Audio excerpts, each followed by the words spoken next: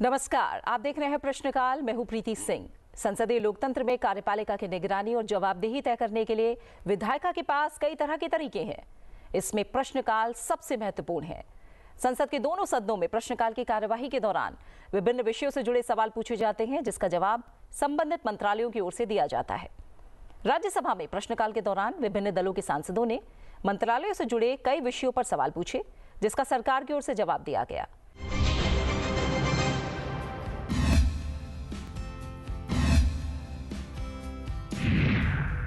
आज के कार्यक्रम का पहला सवाल जुड़ा है इस्पात उत्पादन में वृद्धि से। इस सवाल को पूछा है राज्यसभा सांसद हर्ष महाजन और डॉक्टर कविता पाटीदार ने।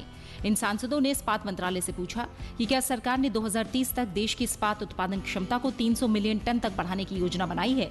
अगर हाँ, तो इसके अनुरूप कच्चे माल की आपूर्ति सुनिश्चित करने के लिए कोई कार्यनीति अपनाई गई है। इस्पात उद्योग में स्क्रैप रिसाइकलिंग को अधिकतम करने और पर्यावरणीय प्रभाव को कम करने के लिए चक्रीय अर्थव्यवस्था को बढ़ावा देने के लिए क्या प्रयास किए गए हैं। इन पहलों की वर्तमान स्थिति क्या है। इस सवाल का जवाब दिया इस्पात मंत्रालय में राज्य मंत्री भूपति राजू श्रीनिवास वर्मा ने। अपने जवाब में उन्होंने बताया कि इस्पात एक नियंत्रण मुक्त क्षेत्र है और सरकार इस्पात क्षेत्र के विकास के लिए अनुकूल नीतिगत वातावरण सृजित करके एक सुविधा प्रदाता के रूप में काम करती है। सरकार ने इस्पात क्षेत्र के विकास के लिए कई कदम उठाए हैं, जिनमें सरकारी अधिप्राप्ति के लिए मेड इन इंडिया इस्पात को बढ़ावा देने के लिए घरेलू स्तर पर विनिर्मित लौह और इस्पात उत्पाद नीति का कार्यान्वयन करना, देश में विशेष इस्पात के निर्माण को बढ़ावा देने और पूंजीगत निवेश को आकर्षित करके आयात को कम करने के लिए विशेष इस्पात के लिए उत्पादन संबंध प्रोत्साहन यानी PLI योजना की शुरुआत करना, केंद्रीय बजट में अवसंरचना संबंधी विस्तार पर जोर दिया जाना, जिससे इस्पात की खपत में वृद्धि हुई, इनपुट लागतों को कम करने के लिए कच्चा माल जैसे फेरो निकल और फेरस स्क्रैप आयातों पर मूलभूत सीमा शुल्क में अंशांकन करना, घरेलू इस्पात उद्योग को आयात पर विस्तृत विवरण उपलब्ध कराने के लिए आयात की निगरानी के लिए इस्पात आयात निगरानी प्रणाली में सुधार करना, उद्योग प्रयोक्ताओं और बड़े पैमाने पर आम जनता को गुणवत्ता युक्त इस्पात की उपलब्धता सुनिश्चित करने के लिए आयात के साथ ही घरेलू बाजार में निम्न स्तर दोषपूर्ण इस्पात उत्पादों पर प्रतिबंध लगाने के लिए इस्पात गुणवत्ता नियंत्रण आदेशों को लागू करना, स्क्रैप पुनर्चक्रण को अधिकतम करने और पर्यावरणीय प्रभाव को न्यूनतम करने के लिए इस्पात उद्योग में चक्रीय अर्थव्यवस्था संबंधी पद्धतियों को बढ़ावा देने के लिए सरकार द्वारा की गई पहलों का भी उन्होंने जिक्र किया, जिनमें इस्पात स्क्रैप पुनर्चक्रण नीति 2019 विभिन्न स्रोतों से सृजित फेरस स्क्रैप के पुनर्चक्रण को सुविधाजनक बनाने और बढ़ावा देने के लिए विभिन्न मंत्रालयों को साथ लाकर समन्वय रूपरेखा प्रदान की जाती है। सड़क परिवहन और राजमार्ग मंत्रालय ने वाहन स्क्रैपिंग नीति तैयार की है, जिसमें पुराने अनुपयुक्त प्रदूषणकारी वाहनों को चरणबद्ध तरीके से हटाने के लिए एक पारिस्थितिकी तंत्र के सृजन के लिए प्रोत्साहन हतोत्साहन की प्रणाली शामिल है।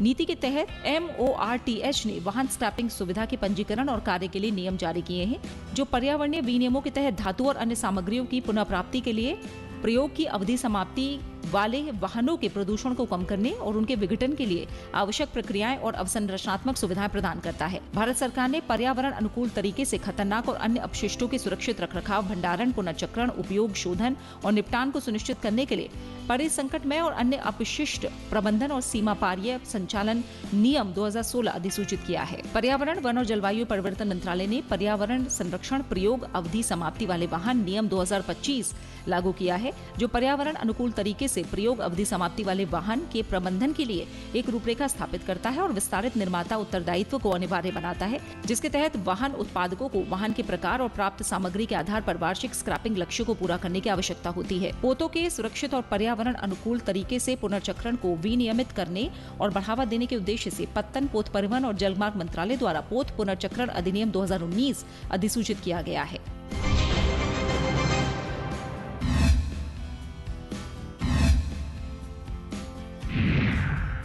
आज के कार्यक्रम का अगला सवाल जुड़ा है मनरेगा के अंतर्गत मजदूरी में बढ़ोतरी से। सवाल को पूछा है राज्यसभा सांसद रामजी लाल सुमन ने।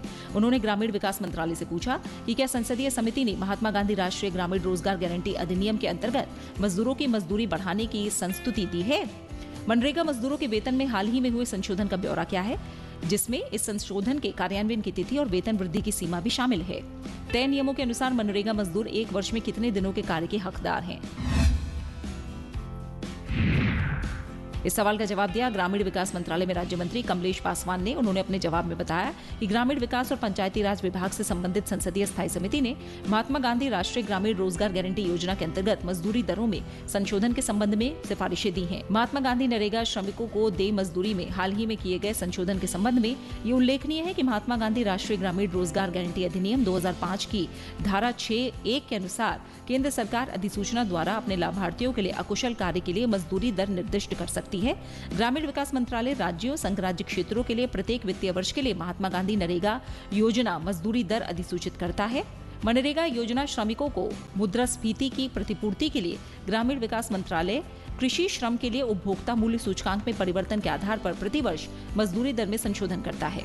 इस पद्धति का उपयोग करते हुए केंद्र सरकार ने वित्त वर्ष 2025-26 के लिए अधिसूचित मजदूरी दर को संशोधित किया है, जो वित्त वर्ष 2024-25 की तुलना में लगभग 5% ज्यादा है।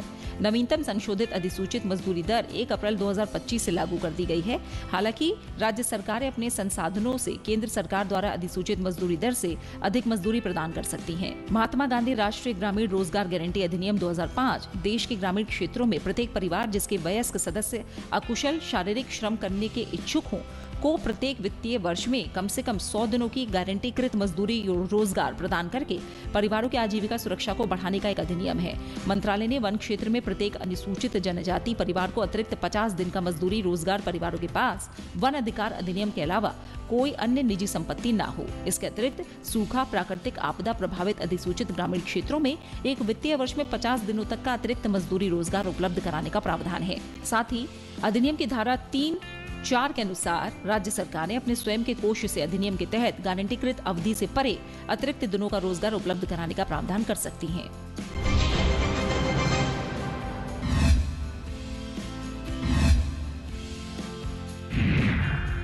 आज के कार्यक्रम का अगला सवाल जुड़ा है ट्रैक सुरक्षा स्टाफ के कल्याण से। सवाल को पूछा है राज्यसभा सांसद दर्शना सिंह ने। उन्होंने रेल मंत्रालय से पूछा कि भारतीय रेल में ट्रैक मेंटेनर, कीमैन, गेटमैन और ट्रॉलीमैन के रूप में कार्यरत कर्मचारियों की मंडलवार और श्रेणीवार कुल संख्या कितनी है। पिछले 5 वर्षों के दौरान ड्यूटी के समय ट्रैक पर कार्य करते समय घायल हुए या अपनी जान गंवाने वाले कर्मचारियों की संख्या कितनी है। इन कर्मचारियों की सुरक्षा और कल्याण के लिए सरकार द्वारा अब तक कौन कौन से प्रावधान किए गए हैं। क्या ये कर्मचारी वर्तमान विभाग के अतिरिक्त रेलवे के अन्य विभागों की विभागीय परीक्षाओं में सम्मिलित हो सकते हैं। अगर हाँ तो ब्यौरा क्या है। इस सवाल का जवाब दिया रेल मंत्री अश्विनी वैष्णव ने।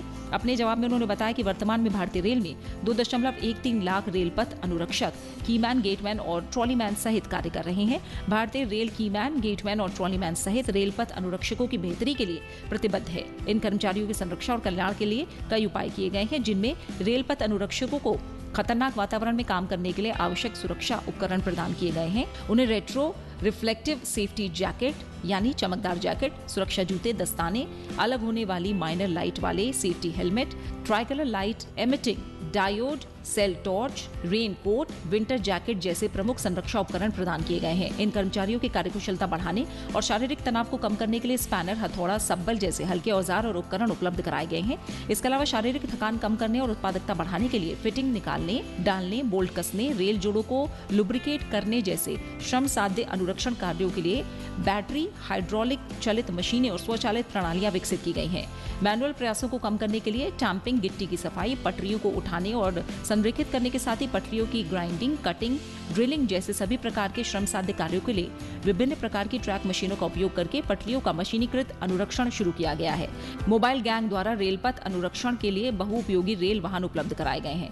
सुरक्षा पद्धतियों को सुदृढ़ करने के लिए संभावित खतरों के बारे में जागरूकता बढ़ाने के लिए नियमित परामर्श, प्रशिक्षण सत्र और चिकित्सा जांच आयोजित की जा रही है। संगोष्ठियों और कार्यशालाओं के माध्यम से उचित सुरक्षा प्रोटोकॉल के साथ व्यक्तिगत सुरक्षा प्रथम कार्यक्रम चलाए जा रहे हैं, जहां कर्मचारियों को पटरियों पर या उनके आसपास काम करते समय कैसे सुरक्षित रहा जाए इसका प्रशिक्षण दिया जाता है। क्षेत्रीय प्रशिक्षण केंद्रों के माध्यम से बेहतर समझ के लिए व्यवहारिक और दृश्य प्रशिक्षण सामग्री के साथ रेलपथ सुरक्षा नियमों, मशीनों, उपकरणों के उपयोग, प्राथमिक चिकित्सा पर नियमित प्रशिक्षण कार्यक्रम आयोजित किए जाते हैं। इन कर्मचारियों के लिए कल्याणकारी उपायों के रूप में उन्हें गैंग टूल्स, सह विश्राम कक्ष, गैंग हट्स, मानवयुक्त लेवल क्रॉसिंग पर शौचालय की सुविधा, पानी की बोतलें, आश्रितों की शिक्षा और स्वास्थ्य की देखभाल के लिए पारंपरिक आवास प्रदान किए गए हैं। इसके अलावा रेलपथ अनुरक्षकों के कर्तव्य की प्रकृति के अनुसार जोखिम और कठिनाई भत्ता भी प्रदान किए गए हैं। जलवायु परिस्थितियों और आवश्यकताओं के अनुसार ड्यूटी रोस्टर में लचीलेपन की अनुमति है। रेलपथ अनुरक्षकों को प्रोत्साहित करने के लिए रेलपथ संरक्षण और अनुरक्षण में उत्कृष्ट प्रदर्शन के लिए सम्मान और पुरस्कार प्रदान किए जाते हैं। Integrated track health monitoring system का उपयोग करके रेलपथ की स्थिति का आकलन करने के लिए उन्नत टेक्नोलॉजी को अपनाना, जो रेलपथ अनुरक्षकों के कार्यों के व्यवस्थित तरीके से योजना बनाने में मदद करता है। VHF आधारित approaching train warning system block section में आने वाली ट्रेन के लिए एडवांस स्टार्टर सिग्नल को ग्रीन में बदलने पर हैंडहेल्ड VHF रिसीवर डिवाइस के माध्यम से कर्मचारियों को अग्रिम चेतावनी देता है। ये उपकरण सभी मार्गों के रेलपथों पर काम करने वाले कर्मचारियों को सामान्य सुरक्षा सावधानियों के अलावा अतिरिक्त सुरक्षा के लिए उपलब्ध कराए जा रहे हैं। नियमित परामर्श, सुरक्षा सेमिनार, आवधिक चिकित्सा जांच, चेतावनी हूटर प्रदान करना भी इसमें आयोजित किए जाते हैं। इन सुरक्षा उपायों के परिणाम स्वरूप ड्यूटी के दौरान रेलपथ अनुरक्षकों के कुचले जाने की संख्या में कमी आई है, जो 2013-14 में 196 थी। वो पिछले 5 वर्षों के दौरान औसतन 67 प्रति वर्ष हो गई है, जो 65 से अधिक की कमी है। भारतीय रेल में सभी ग्रेड के रेलपथ अनुरक्षक जो अपेक्षित शैक्षणिक अर्हता रखते हैं 20% सीमित विभागीय प्रतियोगी परीक्षा कोटा के तहत जूनियर इंजीनियर के पद के लिए चयन में भाग लेने के पात्र हैं। ये प्रावधान सुनिश्चित करता है कि विभाग के पात्र और योग्य कर्मचारियों को आंतरिक विभागीय चयन के माध्यम से करियर में उन्नति का अवसर मिले। सीमित विभागीय प्रतियोगी परीक्षा चैनल के अलावा निचले ग्रेड में काम करने वाले और निर्धारित अर्हता रखने वाले रेलपथ अनुरक्षक सामान्य विभागीय प्रतियोगी परीक्षा के माध्यम से अन्य विभाग में उच्चतर ग्रेड के पदों के लिए आवेदन करने के भी पात्र हैं।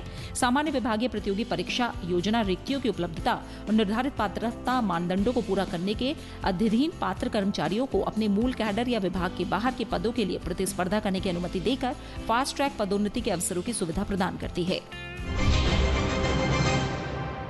वहीं लोकसभा में भी प्रश्नकाल के दौरान विभिन्न मंत्रालय से जुड़े विषयों पर सदस्यों ने सवाल पूछे, जिसका संबंधित मंत्रालय की ओर से जवाब दिया गया।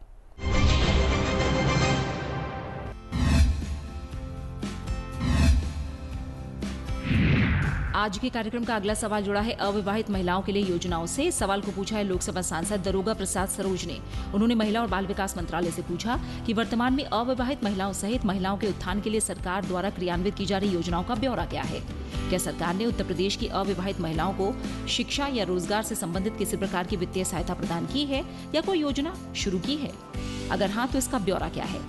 सरकार द्वारा योजनाओं को किस प्रकार क्रियान्वित किया जा रहा है और राज्य में इन योजनाओं का क्या प्रभाव है? क्या सरकार ने योजनाओं के अंतर्गत महिलाओं के सामाजिक और मानसिक विकास पर ध्यान केंद्रित किया है? अगर हाँ, तो इसका ब्यौरा क्या है? इस सवाल का जवाब दिया महिला और बाल विकास मंत्रालय में राज्य मंत्री सावित्री ठाकुर ने।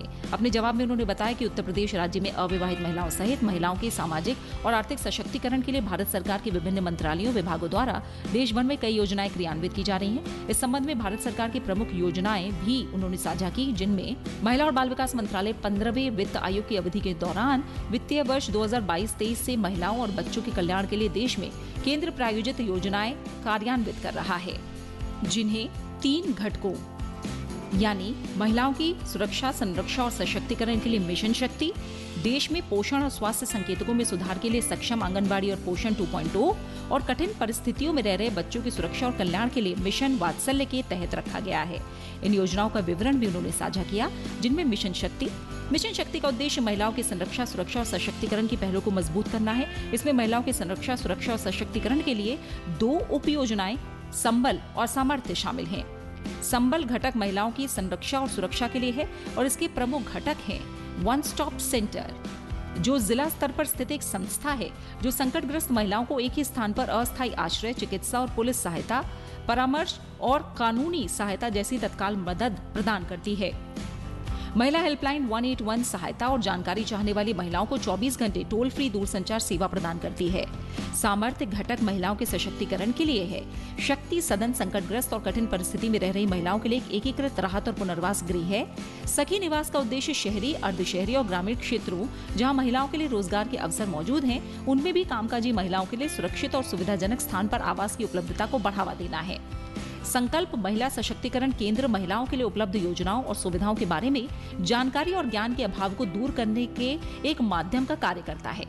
समग्र शिक्षा कस्तूरबा गांधी बालिका विद्यालय, बाबू जगजीवन राम छात्रावास योजना, एकलव्य मॉडल आवासीय विद्यालय और प्री मैट्रिक, पोस्ट मैट्रिक सहित विभिन्न छात्रवृत्ति योजनाएं और उच्च शिक्षा और फेलोशिप के लिए छात्रवृत्ति के साथ ही ई लर्निंग प्लेटफॉर्म जैसे सूचना और संचार टेक्नोलॉजी के माध्यम से शिक्षा पर राष्ट्रीय मिशन योजना, स्वयं प्रभा, राष्ट्रीय डिजिटल लाइब्रेरी, वर्चुअल लैब, ई यंत्र, पीएम ई विद्या, NEAT को अविवाहित महिलाओं सहित सभी के लिए सस्ती और गुणवत्तापूर्ण शिक्षा सुनिश्चित करने के लिए कार्यान्वित किया गया है।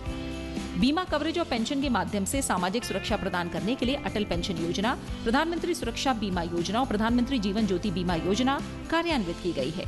प्रधानमंत्री गरीब कल्याण अन्न योजना, जिसे कोविड-19 महामारी के दौरान अंत्योदय अन्न योजना परिवारों और प्राथमिकता वाले घरेलू लाभार्थियों से संबंधित बड़ी संख्या में नागरिकों की मदद की। इसे लगभग 81 करोड़ 35 लाख लाभार्थियों के लिए 1 जनवरी 2024 से अगले 5 वर्षों की अवधि के लिए जारी रखा गया है। विशेष रूप से ग्रामीण क्षेत्रों में महिलाओं के लिए कठिन परिश्रम को कम करने और उनका जीवन आसान बनाने के लिए स्वच्छ भारत मिशन के तहत 11 करोड़ 80 लाख से अधिक शौचालयों का निर्माण किया गया है।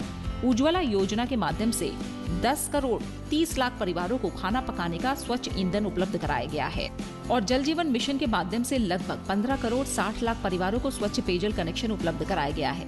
प्रधानमंत्री आवास योजना ग्रामीण और प्रधानमंत्री आवास योजना शहरी का उद्देश्य ग्रामीण क्षेत्रों में सभी बेघर परिवारों और कच्चे और जीर्ण शीर्ण घरों में रहने वाले परिवारों को बुनियादी सुविधाओं के साथ पक्के घर की व्यवस्था करके सबके लिए आवास प्रदान करना और शहरी क्षेत्रों में झुग्गी झोपड़ियों में रहने वाले सहित आर्थिक रूप से कमजोर वर्गों की आवास जरूरतों को पूरा करना है।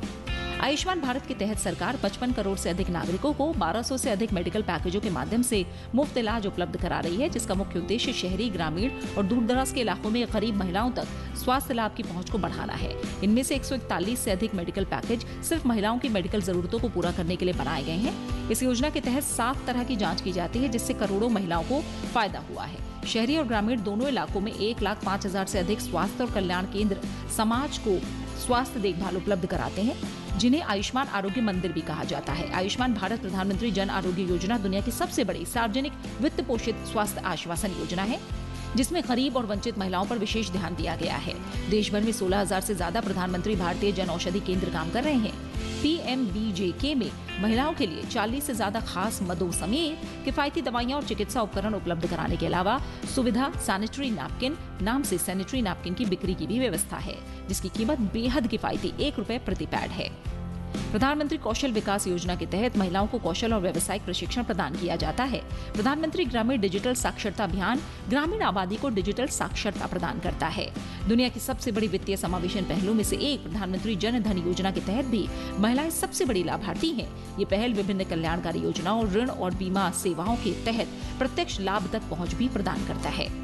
स्टैंड अप इंडिया और मुद्रा योजना बैंक ऋण और उद्यमशीलता कार्यकलापों को सुगम बनाती है और इससे महिला उद्यमियों को काफी लाभ हुआ है। स्टार्टअप इंडिया, प्रधानमंत्री स्ट्रीट वेंडर्स आत्मनिर्भर निधि, महात्मा गांधी राष्ट्रीय ग्रामीण रोजगार गारंटी योजना, सूक्ष्म लघु उद्यमों के लिए क्रेडिट गारंटी फंड योजना जैसी योजनाएं रोजगार, स्वरोजगार और ऋण सुविधाएं प्रदान करती हैं।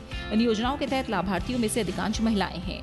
महिला कौर योजना कौर विकास योजना का एक उपघटक है।